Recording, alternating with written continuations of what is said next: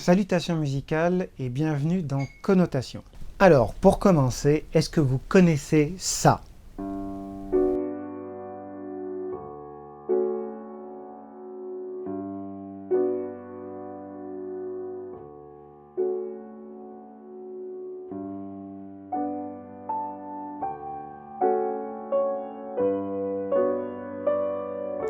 Ça, c'est la première gymnopédie d'Erik Satie, un morceau pour piano célébrissime qui a été enregistré un nombre incalculable de fois et utilisé dans pléthore de films, de séries, de publicités, j'en passe et des meilleurs.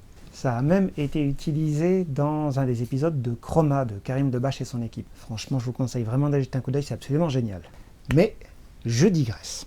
C'est une des pièces classiques les plus connues qui soit, mais elle aurait très bien pu disparaître dans les tréfonds de l'histoire. Car 20 ans après la mort de Satie en 1925, elle était à peu près oubliée de tous, sauf de quelques amis et spécialistes. Et donc, ce que nous allons essayer de comprendre aujourd'hui, c'est comment ce lent et mélancolique morceau de piano a réussi à ressurgir des abysses de la mémoire collective et comment a-t-il pu devenir aussi célèbre. Bienvenue dans Connotation, premier épisode.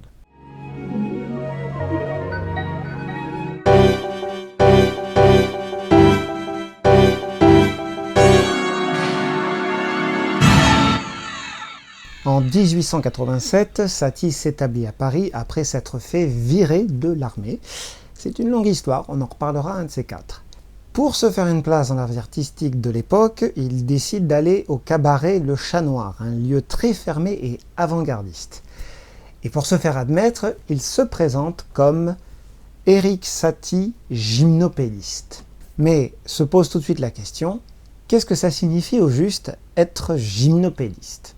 Afin d'illustrer son propos, il écrit 3 pièces pour piano de février à avril 1888. Pour le titre, il dira plus tard s'être inspiré du roman Salammbô de Flaubert. Mais il y a également un poème de Contamine de la Tour, c'est un pseudonyme, qui emploie également le terme à peu près vers la même période. Il est assez difficile, voire impossible de savoir qui a fait quoi et de quelle façon, à quel moment dans cette histoire du première utilisation du mot, mais ce qui est certain, et pour aller vite, le terme gymnopédie au masculin servait dans la Grèce antique à désigner des fêtes religieuses dans la ville de Sparte. Satie reprend le terme mais au féminin. Les pièces passent d'abord un peu inaperçues, mais de manière inattendue, elles sont interprétées dans une version pour orchestre de Claude Debussy en 1897, sous la baguette du chef Gustave Doré.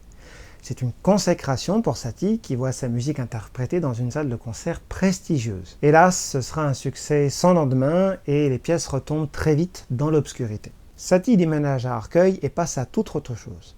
Mais coup du destin, les gymnopédies connaissent à nouveau le succès en 1910, notamment lorsque Maurice Ravel joue la 3e pièce à un concert de la Société musicale indépendante. On rejoue aussi la version pour orchestre. Mais Satie continue son bonhomme de chemin dans un style musical totalement différent de celui des gymnopédies et atteint la gloire en 1917 avec le ballet Parade, qui fait un énorme scandale. Il meurt quelques années plus tard dans la misère en 1925.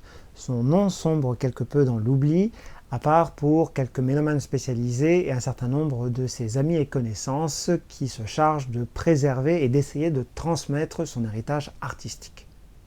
On donnera comme exemple le compositeur Francis Poulenc et le pianiste Jean Wiener qui enregistreront sa musique dans l'intervalle jusqu'au début des années 50.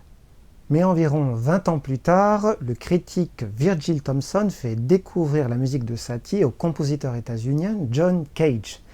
C'est Cage qui remet le nom de Satie en lumière sur la scène de l'avant-garde internationale. Petit à petit, différents musiciens se réintéressent à sa musique jusqu'à ce que le grand pianiste Aldo Ciccolini enregistre une quasi-intégrale à la charnière des années 60 et 70.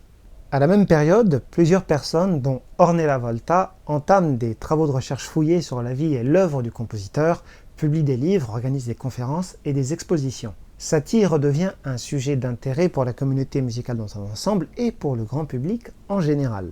La première gymnopédie s'apprête à devenir un tube. Alors, pourquoi ces pièces plaisent-elles autant ?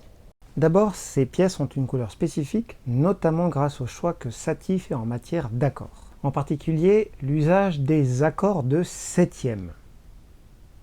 Vous prenez un accord parfait, tout ce qu'il y a de plus standard, et vous lui rajoutez la 7e note en partant de la basse, la note la plus grave. Ça donne un peu d'épice à l'accord, un peu de flou ou de mordant selon les moments. Et Satie sait aussi ne pas exagérer cet effet en utilisant simplement l'accord de basse quand il en a besoin. Par exemple, pour certaines fins de phrases qu'il veut plus stables mais aussi plus sombres, sérieuses et solennelles.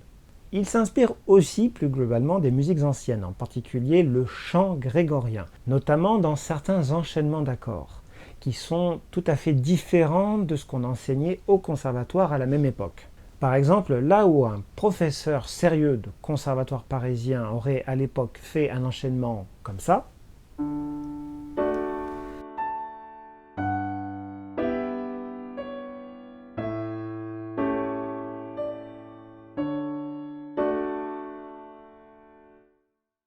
Satie, lui, va plutôt préférer un enchaînement comme ça.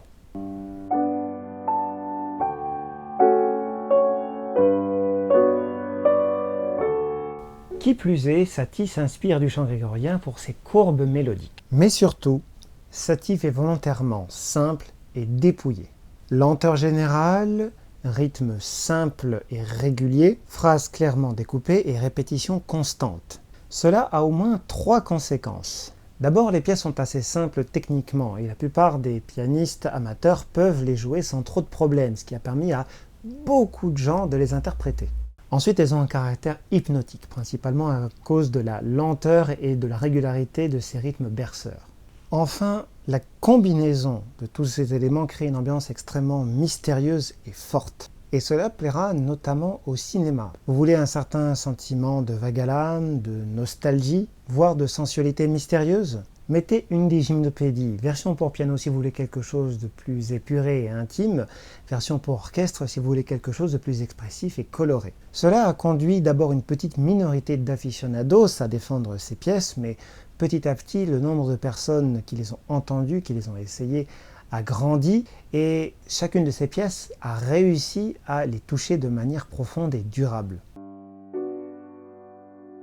Satie est un tout jeune homme complètement en marge lorsqu'il écrit les gymnopédies à la fin du XIXe siècle. Il parvient à trouver très rapidement un style éminemment personnel, marqué par un sens de la simplicité, une construction solide et une ambiance calme et presque immobile. Tombée dans l'obscurité au cours des années 30 et 40, cette musique ressurgit au début des années 1970 après une longue éclipse. En fait, c'est Satie tout entier qui ressurgit ainsi, et il est très étonnant de constater que c'est d'abord l'avant-garde la plus radicale qui s'est emparée de son nom et qui l'a remis en avant que le grand public finisse par le porter au sommet. L'histoire de cette redécouverte et de ce succès inattendu, ce sera dans le détail le sujet de notre prochaine vidéo. Merci beaucoup pour le visionnage et à la semaine prochaine.